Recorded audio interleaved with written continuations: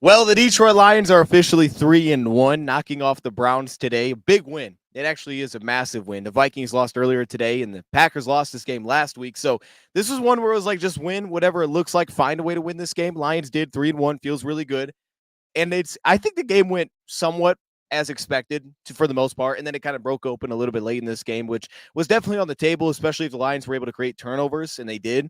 And because of that, that kind of led to the game stretching out a bit. And then, of course, Khalif Raymond's punt return essentially put this game away. Like once that happened, it felt like it was over, and that really broke this game loose. But for the most part, it kind of played out, especially early. I think the way that was expected. This thing was sitting at 10-20 for a little while.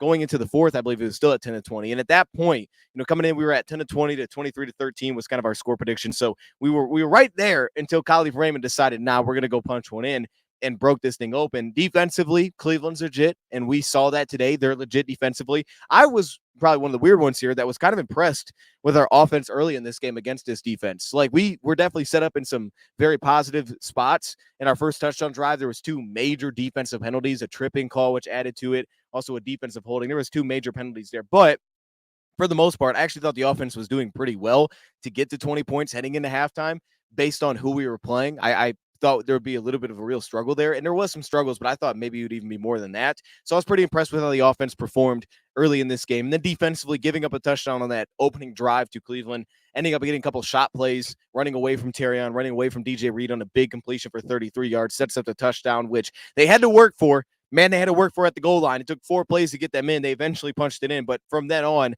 of course, they only scored 3 points the rest of the way. So you feel good about that. I don't like that our first drive defense seems to be kind of bad. But after that, we've tended to settle in pretty darn well. And I think on both sides, we saw Montgomery wasn't very effective today at all in the run game.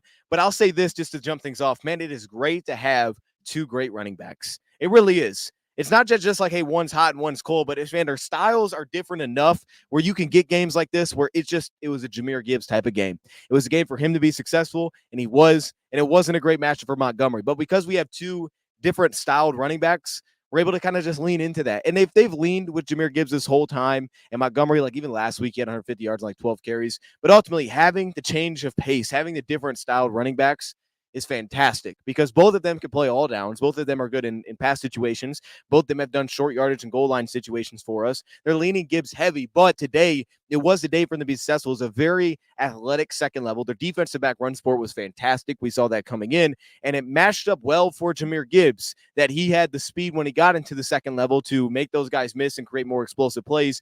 Meanwhile, Dave Montgomery a little bit slower maybe to get to the line of scrimmage, not always getting the push off the line of scrimmage consistently, the upfield attack from that defense. It just felt like they were swarming to the football watching it live. Maybe that wasn't the case, but we'll have to watch it back. But it just felt like they were swarming to Dave Montgomery, and he didn't have some of the juice to maybe cause a missed angles or a missed gap, or here's a big play into the second level because of that reason. Gibbs' speed and just juice felt like it opened all that up for the Lions offensively. So it's fantastic to have 2 really good running backs. And that's the biggest takeaway for me from this game is being able to see that put on display. I know there was the back and forth about John Morton and Myles Garrett talking about the rushing attacks.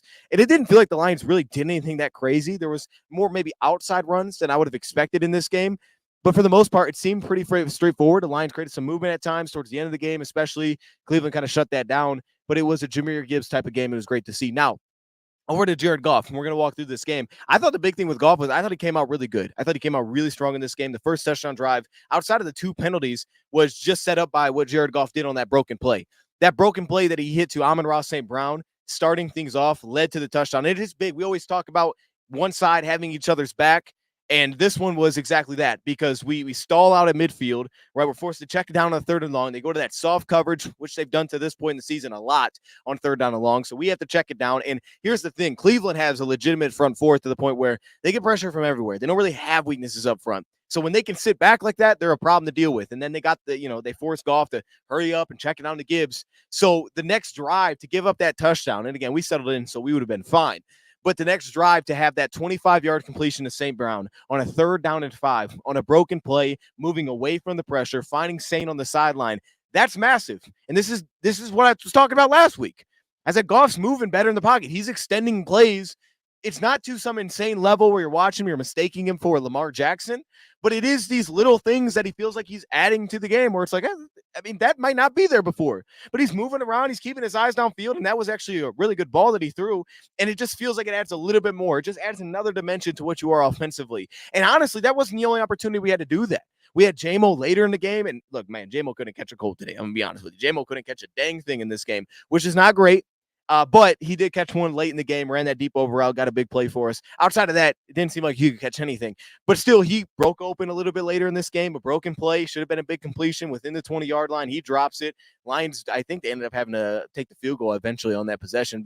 Or maybe that was the one that they got stopped on 4th and short. Regardless, it stalled us out because of that drop. But that's something that he's added to this team. Now, I'm glad that line, well, I'm not glad, I am glad you brought it up because this was the biggest takeaway. I didn't want to talk about this, but we have to. It's the injuries. Terron Arnold, DJ Reed, at one point, Kirby Joseph in this game, Aiden Hutchinson, that one scared everybody. I was like, oh, goodness, what is he holding? Now, he came back in, so it seemed fine. Kirby, same thing there. But, yes, DJ Reed, it was carted off the field, and that one looked bad because it looked bad live. I didn't really see that many replays of it, but it looked like his leg, like, extended out, kind of hit the ground, but it was, like, long, and that's, like, with the ground's not underneath you, so your leg gets extended out, kind of locks out. When your leg locks out, I know personally that's dangerous. His leg locked out, kind of stubbed into the ground on the pass that Judy kind of dropped over his shoulder. That looked not great. And they took off DJ Reed on a cart. I'm hoping nothing too serious there because this one, because of those injuries, kind of felt a little bit like Dallas last year. I'm glad like Hutch seems to be okay and Kirby too, but it's like we beat Dallas, we handled business, but it's like at what cost? Because you walk away and all right, 34-10, that's great. You're glad we won, but the point of margin doesn't matter here, right? It just stinks to have that be the case. And then obviously Terrion as well. Lions got pretty thin at corner pretty fast. The positive is Amik Robertson can play out wide really well. Now, that being said, Amik Robertson did give up the big shot on the sideline. That made sense. They went right at him. It wasn't the worst coverage in the world, but it made sense to go right at him. And Khalil Dorsey was able to step in, and Dorsey can do his thing there too. Dorsey, I like Dorsey a lot. So I'm good with what we have now, but it is something to keep an eye on in terms of depth beyond that, because that is just no, we don't know. We have no idea beyond that. That's just all unknowns at this point. So if you had to go a little bit further into that basket, I don't know where you're going. At that point, you're looking for probably outside in options. So where the line's going to go with that, I don't know. Hopefully, neither of those are that serious, but it is something to keep an eye on. I'm sure they're going to be adding depth this week. I mean, at some point, maybe make a big swing for somebody. I mean, it's on the table if both those guys are seriously hurt following this game. So I'm glad you brought that up, but it was awful. I mean, it's awful. I don't even like talking about it. It's unfortunate. Let's go though to that first touchdown drive because, like we said, it was set up by Goff's broken play. They ended up punching it into the end zone with, I think it was like a duo run to Jahmyr Gibbs. So the downhill style, I think, still worked. It wasn't necessarily that you felt like at least watching it live, the run scheme didn't feel very different between Dave Montgomery and Jahmyr Gibbs and how they approached it. It felt very similar between both teams. However, or between both backs, it just was a better Jahmyr Gibbs game working into that second level. Again, the speed that he had. Don't sleep on Yasin. I'm a little bit slept on Yasin. I'm going to be honest with you. At cornerback, I think he could be okay there. I mean, he'll definitely fit into the press style. I think it could be okay. I wonder a little bit about how versatile he'll be with zone. I don't think he's looked great when one-on-one, but to be honest, to be fair, he was out there a little bit today and maybe he was cooking. I tend to like him more as a safety fit. We know Maddox came in for Kirby Joseph, so we also have that option. I mean, the Lions can right now go Khalil Dorsey, Avonte Maddox, and Amik Robertson as their three corners, and I would be very comfortable with that. And then maybe Rocky Sin mixes in with one of those. I'd be comfortable with that. But regardless, what did Reed hurt? I don't know what he hurt exactly. I'm assuming it was the leg by seeing the way that it got to stay extended out. I would guess it was his leg. And I just got to tell you, when your leg locks out, everything's at risk. Everything. I don't want to say anything specific. I just know everything is at risk. I don't know if anything's serious or not. The DJ Reed one feels serious because he was carted off. Terrion could be as well. Terrion, I think he was like holding his wrist. I'm not sure. I have no updates on either of those guys. But the DJ one definitely feels like it is from watching it live. That's the sense that I get. But I don't know. I mean, we'll just have to wait. I mean, if Dan will give us more on Monday, that's today we'll know a lot more. Maybe he'll know a little bit today, but he'll probably know much more Monday. Continuing on though, defensively, we got to stop next up on the field. And, I think that this kind of played out the way that it felt like it could play out on script. It was like, if we do this right, this is how the game should work out for us defensively. And it started just like this. They went to that little check down. Lions went too deep coverage, soft coverage in the back end, which made sense forced a check down. It was a 2-yard gain, and our linebackers were doing a great job in this game rallying. Jack Campbell was all over the place. Alex was all over the place. I would also say, Trevor Nowaski was involved a little bit. He got a little pass rush going too in this game. We definitely won up front. Hutch, in the second half, Hutch was dominant. Oh my goodness. Like when that second half rolled around, once he came back on the field, that dude was dominant, bro. He had did he have like 3 forced fumbles, 1 call back? I mean, the dude was all over the place. He became dominant once that be the case. But the linebackers did a good job rallying underneath, limiting those yards after catch. I don't think Judkins is a massive threat with the ball in his hands as an explosive playmaker, but he's very good in terms of consistency. I don't know that they have that guy in the backfield. So the guy they looked for that was Isaiah Bond, and they opened it up a little bit with him. Harold Fannin was effective too, but they limited that first down gain. And then you get the run stuff. Terrion gets in it. Barnes gets in it. And then you have that interception where the Lions have 2 deep safeties. He just throws it to nobody, and Kirby's standing there for the pick. Now, that was clearly just a miscommunication between wide receiver and quarterback. And I don't even think the Lions were blitzing on that play, if I remember correctly. They had 2 deep safeties. They weren't blitzing on that play. We were just manned up across the board. And yet, he kind of read it hot, it felt like, and he just threw the fade, almost like a back shoulder throw, 101, which I guess kind of makes sense. You'd have to get out that fast if they are split safeties, but it clearly weren't on the same page, so he just threw it right to Kirby Joseph. But that was also the game that we knew coming in. If the Lions play this game, this is how they're going to take the ball away. I was asked, hey, what about an interception, Lions scoring defensively? And they almost did score defensively in this game. They scored on special teams, but that was the way that picks were going to happen. It felt like against Joe Flacco was like, hey, just get him behind the chains, make him make a tight window throw. That was the whole game plan in my eyes, was just make him make tight window throws. And he made some early on those over routes. They ran away from us a bit, but that was an instance where I was like, okay, that's the game you want them to have to play. And he had to play that game, and he threw it right to us, and it set us up. And I guess the defense did a really nice job, which was expected outside of that first drive, and then some rushing success that they had. But they ended up just kind of stalling out. And unfortunately for Cleveland, that's kind of what every game has looked like so far. I mean, it looked very similar against Green Bay. They got to the 50, then stalled out 50, stalled out. And the Lions kind of held them to that, which is a positive. They held them to kind of the same deal in this game too. Jack had a really good game. And again, it was a lot of top-down things. He was very effective as a run defender, felt like, as well. But when you're playing that soft zone, it's all about run after catch. It's all about not allowing leakage, and he didn't, man. He was blowing things up. Brian Branch kind of felt like the most impactful player at the catch point. Not to say that he was perfect, but, man, he got his hands on the football a lot in this game, and they fed their tight ends. Harold Fannin got a lot of work in this game, which, again, offensively, I didn't notice Cedric Tillman, which is a positive, right? He was who I thought their number 1 option was coming into this one. And the other top option was going to be their tight ends, because they have 2 tight ends that they do like, and specifically Fannon's very impactful. And so Branch saw him a lot in this game. I think Branch, for the most part, won a majority of the battles. So it was a positive. But Brian Branch is always that. Brian Branch is always that dude. So it's no big surprise. But Brian Branch did his thing as expected. But they give us that short field. We had a corner route to St. Brown that ends up picking up first down. Then we get a tackle for loss going to Monty, a false start. If anything, probably too much of that. Some of that is I would say most of it's probably just knowing that you have Myles Garrett on the opposite side, because Myles Garrett just gets you to jump early all the time. And that's, I think, what ended up happening there. So we jump early, and then he hit Khalif Raymond on that little out route, which put us in the field goal range, which was great. Hey, shout out to Khalif Raymond. I don't know if Khalif dropped it or not, but Khalif Raymond had that little spot right underneath. I couldn't tell based on where we were watching it if he actually dropped it or if it just went over his hands. But regardless, outside of that, Khalif had a day. Khalif had a day, and that 5-yard completion was massive. First off, the ball was crazy. Goff early in this game I thought was fantastic. The seam shot that he hit to Laporta before half was money. The vertical shot, I mean, if he had a second longer to hit J-Mo on that post, it was read out really well. He had the leverage. I don't know that he would have hit it, but, man, it had a chance. That was the right read for that. The only one was a weird interception, which we'll talk about, which I may have to actually pull that clip. Watching that interception, I don't know what the heck he was looking at, because that's not seemingly ever the read on that kind of throw. So I'm not exactly sure what was being looked at there. We have to pull that one and look it up. Maybe he didn't see the backside corner, which is just strange. Regardless, though, we get a big field goal in that spot. We take the lead, get back on field defensively, and immediately Hutchinson has a sack, a false start, and then we get a pass breakup. DJ Reed, this is why. Oh my goodness, man. I hope he's okay, bro. I really do. DJ Reed showed up in this game. DJ Reed showed up. The interception he had was ridiculous. First off, DJ Reed historically doesn't ever really pick the ball off. Like, that's not his thing. He may have like one a year. That might be DJ Reed's one pick. Hopefully not. Hopefully there's more in store. But that's kind of DJ Reed's game, is like, all right, he may give you one. But I'll be honest. DJ Reed from week 1 to now, I mean, this was by far his best game. Now, again, I don't think he was nearly threatened as much as other teams will. I don't think this is a very good receiving core from Cleveland, so I think that plays a lot into it. But this was seemingly by far his best game. And that pick was crazy that he had, where the receiver goes down, his footwork's in a good spot. I mean, the grab was like one arm, saving it from the ground. I don't know how he did that. That was crazy. I thought he took it back. I mean, it was not. He took it back a long way, too. He nearly scored on that play. He set us up for a goal. Nuts pick from DJ Reed. Shout out to DJ Reed. He had a day. He had that big pass breakup on deep coverage on Jerry Jeudy as well in that drive, which got us off the field. He was really good. I wonder if that will be the best defense face this year, Philly, maybe. I think that might be the best defense. And I think the reason for it is at DB, like we saw, for example, I'll think of a play. We bunched it up and we took the shot on third down to JMO. He's lined up with Miles Harden. On paper, that's the matchup you want. And JMO left a lot out there. But that play for specifically, Miles Harden can really run. As inconsistent as he can be off the line of scrimmage, and we seemingly had an early step, he can run. And that dude recovered. He got back into the play. He reattached himself, and he forced an incomplete pass. I'm watching that like, dude, that's really good. And that's probably their biggest weakness in the back end.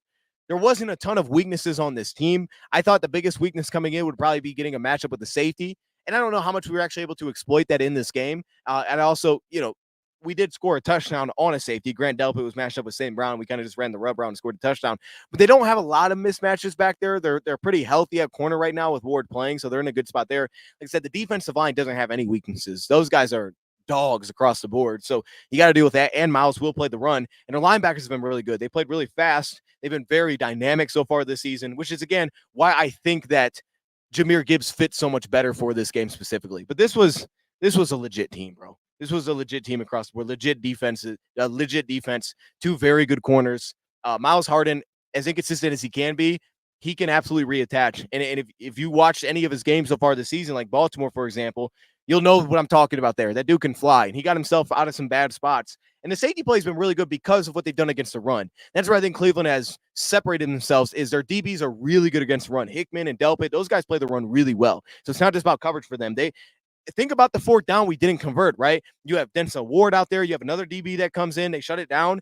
The defensive backs didn't allow that to be a first down, right? You had the little flip out to Gibbs, and he couldn't get 2 yards because of their defensive backs and run support. That's what they bring. Shout out to Schwartz for that. He's also brought, from a personnel perspective, we see that. He's also brought schematically a very versatile defense. I mean, I'm going to have to watch this one back. But I'll tell you what, through 3 weeks of the season, every game has looked different from him. Every game has looked different. They've seemed to have a unique strategy for every team. And because of that, they've been effective against everybody that they've seen, right? They're not like, here's what we do, and then if you can beat it, like that's not how they play. So because of that reason, that is a very versatile defense. And Schwartz has those dudes coached up really well to do that so early in the season and be able to play essentially everything offensively. All right. So because of that stop, offense gets back out there. We hit an inside zone to Gibbs. He pops for a big run. Again, it was a Gibbs type of game. The inside runs just made sense, and it was successful. Back-to-back false start penalties. Not great. Not great. Too many of those. I understand Miles is out there, but too many, especially at home, back-to-back false start. Out first and 20. We can't have that. Then we run the screen. We cut out Myles Garrett, go that way, pick up about 7 or 8 yards. And that's when we had the deep post on the plate to JMO, which it looked like it was going to be a dot.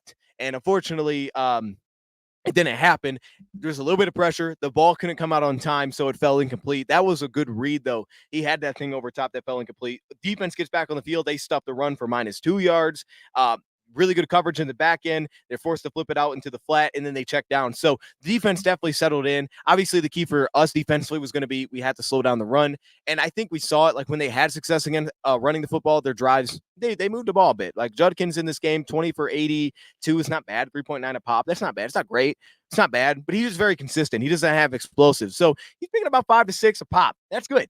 That's good for their offense. But it was situationally where we were going to have to get off the field. And I think getting them in enough third and longs was really the key to this game. Offensively, that was really the key. Offensively, we get back out there, a -3-yard run to Gibbs. I think we tried to do like a wham block to connect to the second level, which is crazy if that's what we did and they blew it up in the backfield. That's nuts. It's very capable of doing that, but it tells you how fast they're playing up front. And the whole defensive line plays that fast up front. A 0-yard run to Monty. They stretched it out.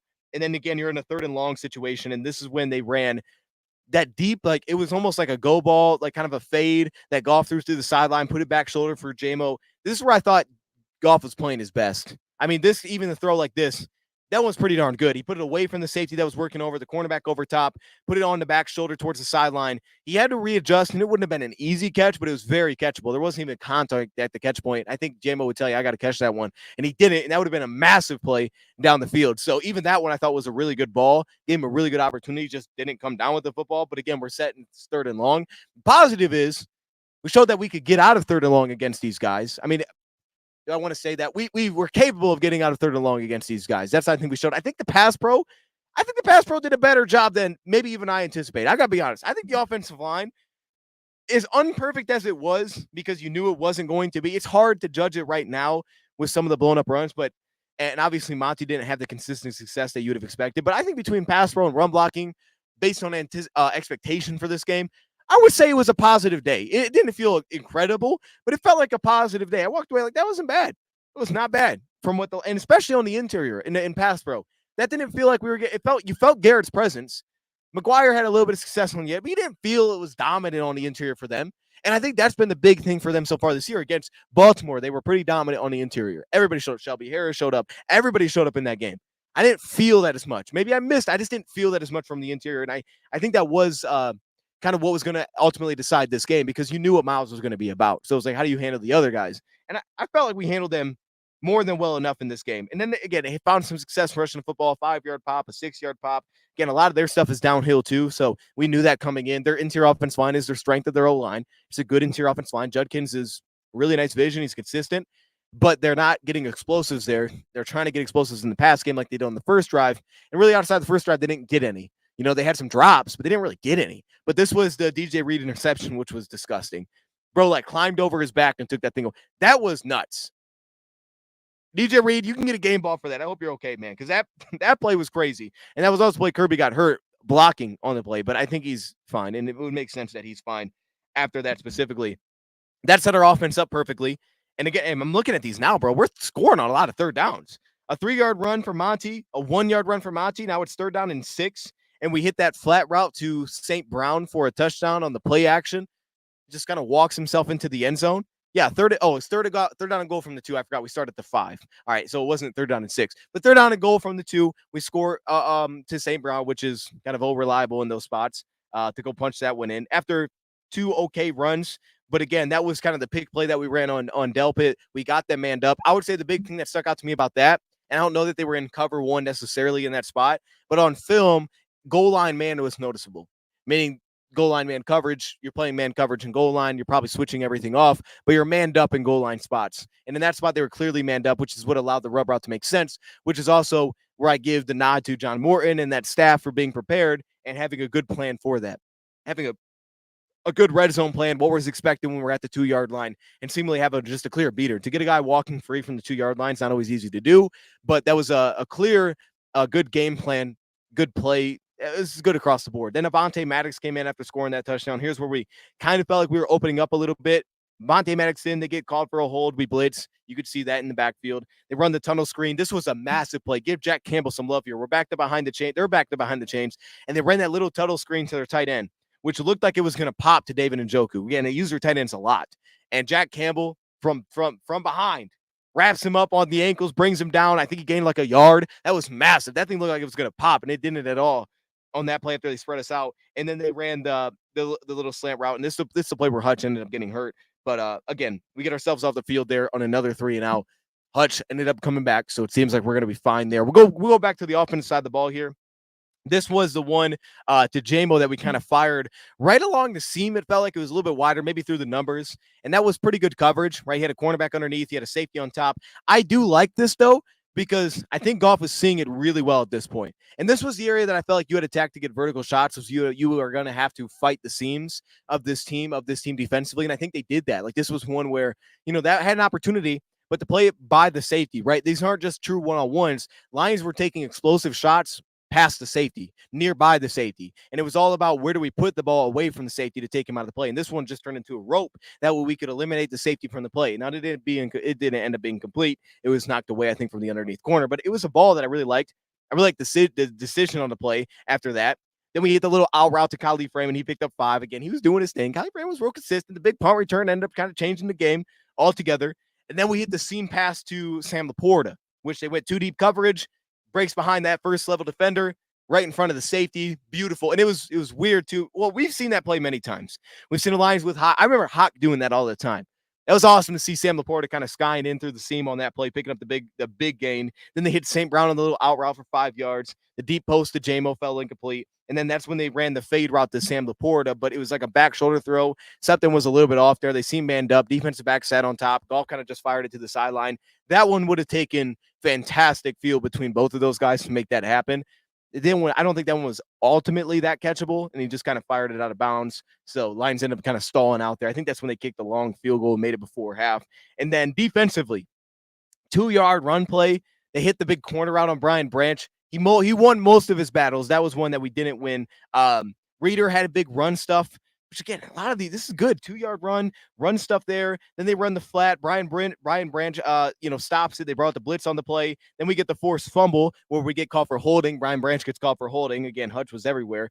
Maddox and Reed do a great job. They take the fade down that right sideline. He and DJ Reader in a really good spot. You get Maddox flying over top, replacing Kirby. Maddox seemingly fit in really well. Now, I get it. Look, Cleveland, at least at this point in the year, hasn't really tested that many teams with a lot of level 3 throws. It's felt like a lot of level 2 stuff. So maybe we just didn't feel his presence as much because of that. But when he was attacked, it was good. It was good. And then they ran that stick nod play and to the tight end, and Brian Branch was on that too, got in his back hip, broke it up, a little physical. I did like, though, that especially after that first drive defensively where, we got called for like 2 defensive holdings on that first drive, it did feel like the refs were just letting them play it both ways, which I'm cool with, man. That's the game that I prefer to watch. You know what I mean? I prefer to watch that. I prefer to watch the game where they're like, let's let these DBs play, let's let them be physical. Because early in that game, they were throwing flags. I was like, oh, man, here we go. But it felt like it calmed down after that first drive specifically. Either way, he made that play incomplete. And then then they ended up having a drop. Derek Barnes working into the flat. Hutch got a win, got some pressure. Lions offense got back onto the field. And this was the weird interception drive. This was, I want to see if I can pull this one up because honestly, I don't know what Goff was looking at here. I can understand the idea of trying to go over top of the safety, or not the safety, the cornerback on the backside, but you would literally have to have him sit on the play. Like, he seemingly bailed immediately. So I almost get the sense Goff didn't even look over there. Like, maybe he just expected that cornerback was going to settle down, which was a weird one. Out of all the good plays I thought he made, the good decisions I thought he made, that was one that didn't seemingly make any sense when he threw that pass. Okay, that one didn't make any sense. I understand he was trying to get to JMO, and JMO was doing his thing, so I understood why they, kind of tried to force feed him. It felt like a little bit there. But yeah, this one didn't make a ton of sense. Looked off the safety and came back to the backside corner. I don't completely understand that one. That would have taken a lot to get it somehow over that cornerback over top. Regardless, that was the one interception we had. And again, we were effective running the ball. 8-yard run, 0-yard run, first down run, 3-yard run. That's not bad. Against this defensive front, you'll take that. I'll take that against this defensive front. Amik Robertson came in. They went at him a little bit with Isaiah Bond, but I think he settled in pretty nicely. A 5-yard run, a 3-yard run. The boot play was incomplete. The crazy thing is, and I don't know if it finished this way, but for a lot of this game, Joe Flacco was under a 50% completion percentage. Now, they dropped some passes. So he completed 16 of his 34. He was a sub 50% completion percentage. In today's NFL, that's kind of nuts. For 184 and 2 picks and 3 sacks. That's kind of a nut stat line in today's NFL. Again, they had opportunities. We did too that we dropped. But that's still pretty wild because put some of those completions in there. He's still probably 19 of 34. Not great. They didn't complete a very high percentage. And again, a lot of their offense isn't that vertical anyways. I don't think they have a ton of true separators, but they don't have a lot of vertical shots anyways. So either way, I guess was what they dropped with some of the vertical shots. Offensively, outside zone a couple times for 6 yards. And then we throw the fade to JMO. This was Harden who covered it up pretty well. That was the bunch. That's where, he kind of got out in the release, but he recovered really well against man coverage. So that one was missed a little bit over top. It was really good, I think, recovery on that play. And then we held them to the missed field goal, which this drive, I don't know that there was much of a swing in this game outside of maybe outside of the first scoring drive where we responded. Outside of that, it felt pretty stable. And then obviously the Khalif punt return kind of ended it. But I would say this drive defensively was probably the biggest game changer in the game. Because on this drive, there's a little bit of success for Judkins. He gets that flip play, picks up 10 yards. Terrion gets hurt. So as soon as Terrion gets hurt, if y'all remember, they took a shot to Isaiah Bond. Amik Robertson's in for Terrion. He completes this big shot down the sideline. Immediately, like, oh, man, I'm thinking like that is because he came out. That's as soon as he comes out, they're going to take the shot, and that's why they completed that. But the next 3 plays to force them to walk away with no points is fantastic. A negative 1-yard run blown up by Jack Campbell. The flat route, which was incomplete on the very next play, going to Isaiah Bond. Let me get the third play here because they ultimately ended up missing the field goal right before half. So, yeah, a negative 1-yard run, an incomplete shot play off of a false start on the first down. So they took another shot, incomplete. Now it's 2nd and 15, negative 1-yard run, then the incomplete pass to Bond. They went 3 straight times to Isaiah Bond as soon as Terrion went out of this game. I don't know that Terrion was on him every time. He may have been, but they went at him over and over and over. And look, Amik Robertson did his thing. Like I said, he settled in. After the big shot play, he pretty much settled in. I know he came back to the sideline doing one of these. Like, I know where you're going. I know what he wants. And he ended up covering it up pretty well. But that was a massive swing, especially the negative 1 yard run to Jerome Ford for Jack Campbell to blow up with Nowoski. That was the huge swing to hold them to 0 points at that point, where it looked like they were for sure going to walk away with something.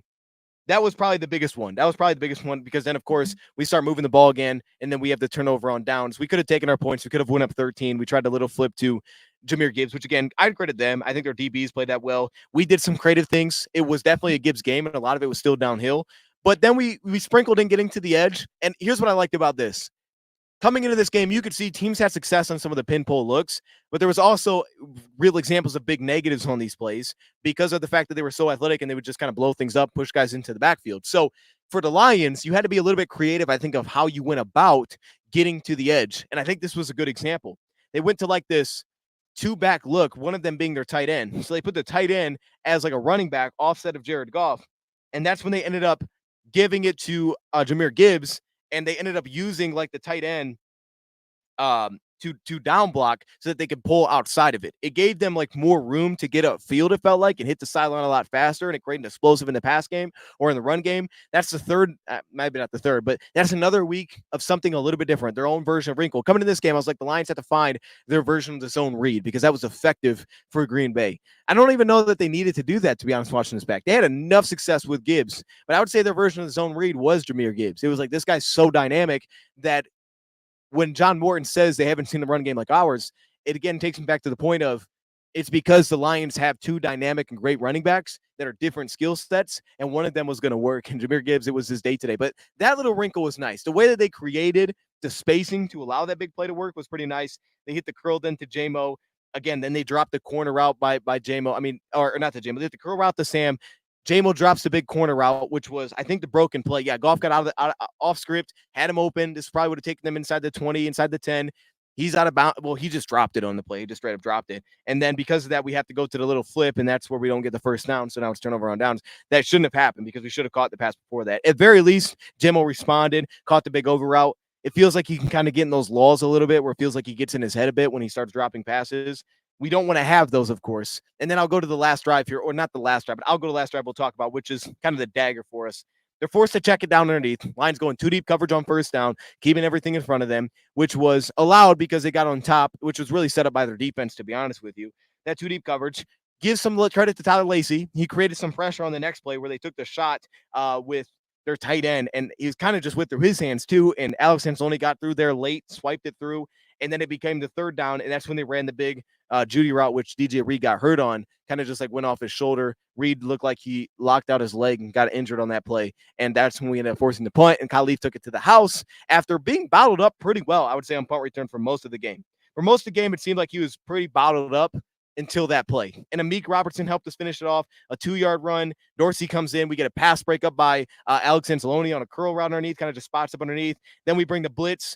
Robertson's in a good spot. It's incomplete. So, look, I'll be honest with you, man. We won the trenches battle in this game by more than I think I would have expected.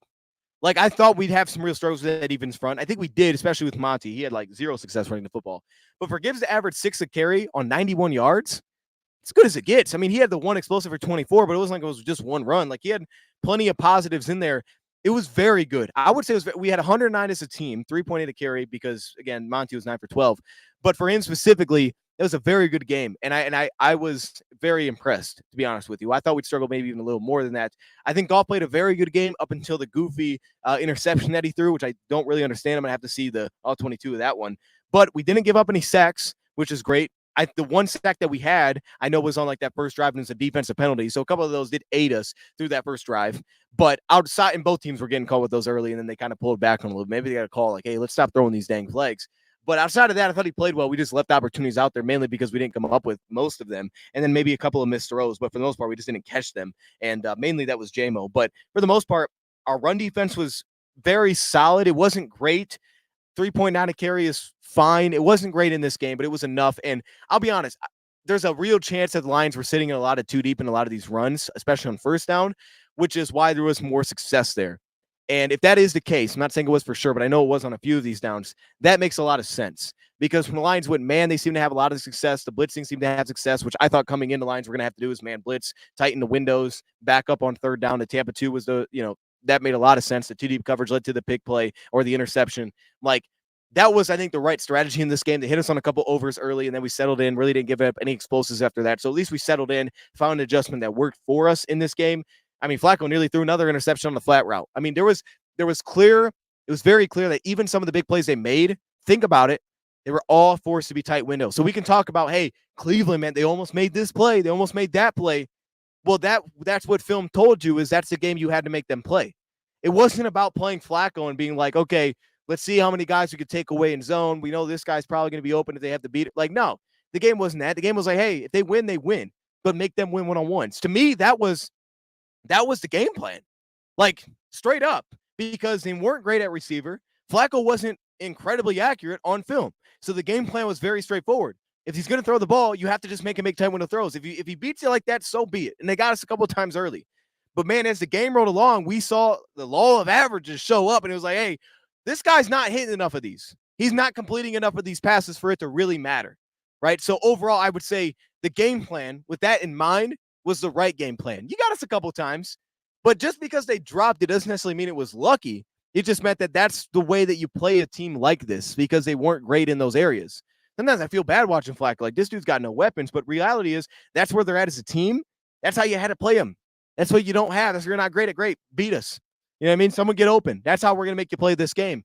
And then, of course, it was about, hey, can we limit some of the run game? And I think we did enough there. So with that being said, Lions win it 34-10. It's a good win. Vikings lost earlier today, which is nice.